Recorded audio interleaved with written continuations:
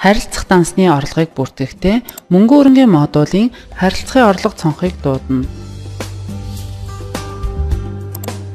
Харилцагын орлогыг бүртгэхийн өмнө хийх гэж байгаа гүйлгээний агуулгаас шалтгаалan гүйлгээний загварыг сонгож тохируулна. Жишээ болгон харилцагын орлого авлага хаав гүйлгээний загвараар гүйлгээ бүртгэж харуулъя.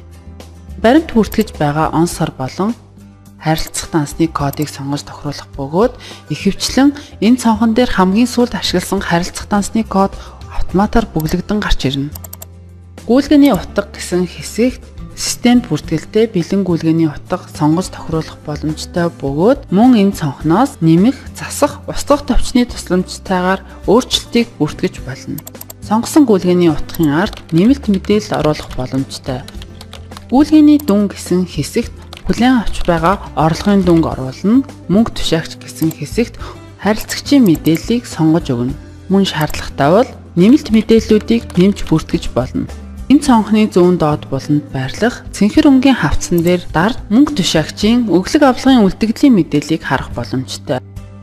Тохиргоо товчон дээр дарж тухайн цонхонд ашиглаж болох тохиргоог тохируулан ашиглана. Баримт шивж байхад ханшийг дансны ханшаар хийх бол тэмдэглэнэ. Үгүй бол ханшийн бүртгэл дээрх ханшаар баримт бүртгэлдэнэ. Ингээд бүртгэсэн бүх мэдээлэлээ сайтар шалгаад авлага хаав хавцыг даръя. Энэ хэсэгт шаардлагатай мэдээллүүд бүглэгдсэн байх бөгөөд авлагын тооцоо үүсгэх дансаа сонгож тохируулна. Хаах дүн хэсэгт хоёр тавьснаар банкны харилцагын орлого хавцсан дээр бүглсэн мөнгөн дүн шууд хуулагдсан орж ирнэ. Гүйлгээний мэдээлэл хавцсан дээр дарж харьцсан дансны мэдээллийг шалгаад хадгална.